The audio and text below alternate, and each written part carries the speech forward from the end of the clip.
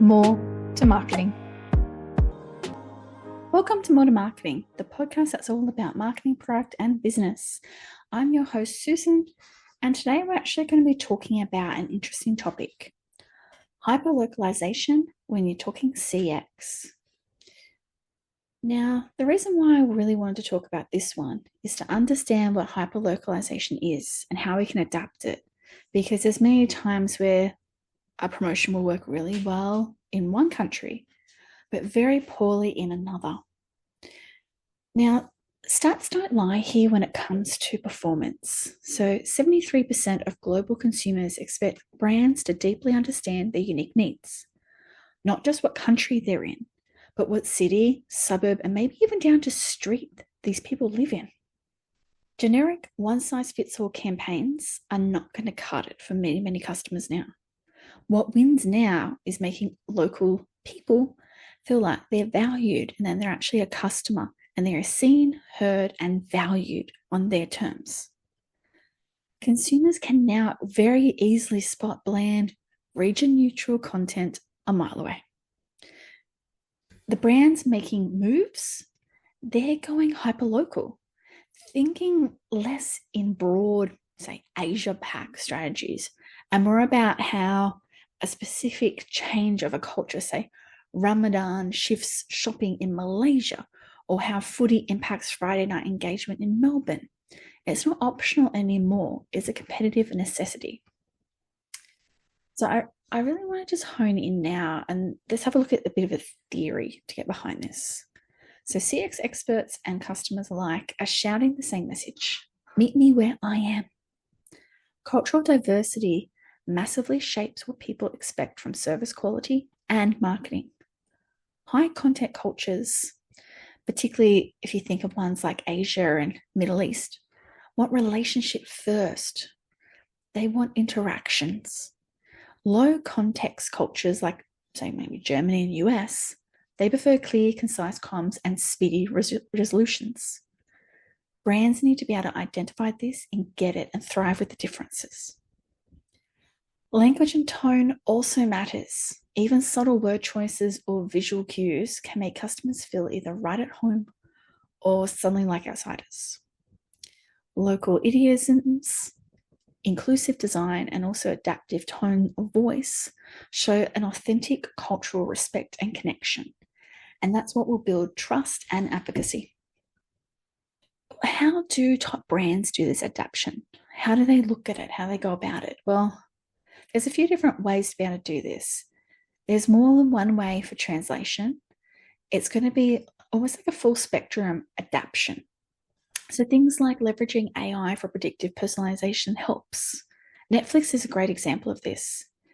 Netflix doesn't just suggest shows, it predicts based on hyperlocal usage, holidays, and even climate data. And yes, they do different things when it is raining. Embracing cultural humility. Global strategies fail unless they allow room for local teams to tweak, veto, or amplify based on the on-the-ground realities. Data-driven local segmentation is a must. Modern tools let businesses micro-segment by geography, language, and culture. They serve targeted campaigns with local nuances. Think Diwali-inspired offers or neighborhood-based local loyalty rewards. Omnichannel. But with that local flavor, again, we're going down to this hyperlocalization. So seamless experiences matter, but don't make every channel feel the same. A WeChat contest in Shanghai, a WhatsApp survey in Sao Paulo, meet people on their platforms that drive their daily lives, because that's the tools and different channels that they're using. Now, there are traps to avoid. There are things to make sure you stick away from when you're trying to go into hyperlocalization. And that's just, the first one is obvious. Don't assume the culture. Never presume what works in one region translate directly to another. Constantly gather feedback from actual customers or people on the ground. Product design bias. Involve diverse voices from the onset. This will help you to avoid difficult situations where you have to build products that aren't fit and then you have to go change, or you miss a daily habit, or you don't understand the tech realities of a local group. Brand consistency versus local adaptation. Walk a tightrope here. You need to do that balance. Train local teams well, but have guardrails. These guardrails will help keep the brand intact worldwide. Now, you've also got to think about how to bring in inclusivity, design, diversity, and accessibility here too when you're looking at hyperlocalization. You don't stop at local language, like say Spanish. No, you need to go deeper and include those hyperlocal customer experience meanings. Accessible tech for varying literacy or infrastructural levels. Imagery that represents local people and is actually authentic.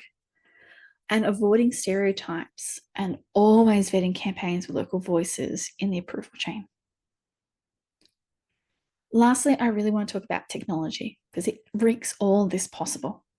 There is real-time analytics surfacing when you use certain technologies for hyperlocalization, which helps with preferences and pain points identification. Geo-tracking and AI can predict foot traffic to bricks and mortar stores and report all this back in. So campaigns actually can drive people to local places, and it's no longer going to be random web traffic. Machine learning, this is huge. It anticipates cultural shifts, so brands don't get caught on the wrong side of a trend or a holiday. Hyperlocalization doesn't have to be hard. It just has to be part of your blueprint of what you're doing for your CX and all your marketing. It is about winning the hearts and minds in all different regions, in all different ways, at different times. And there's a huge payoff.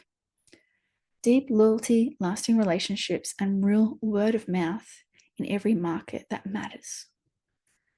If your CX strategy is still treating everyone in every market the same, you are missing out on sales. You're missing out on creating moments that can create lifelong fans. You really should be looking at how you can utilize all this data for good and have it across every channel as well. Thank you for listening to this podcast on More to Marketing. Don't forget to like and follow for more interesting podcasts. More to Marketing.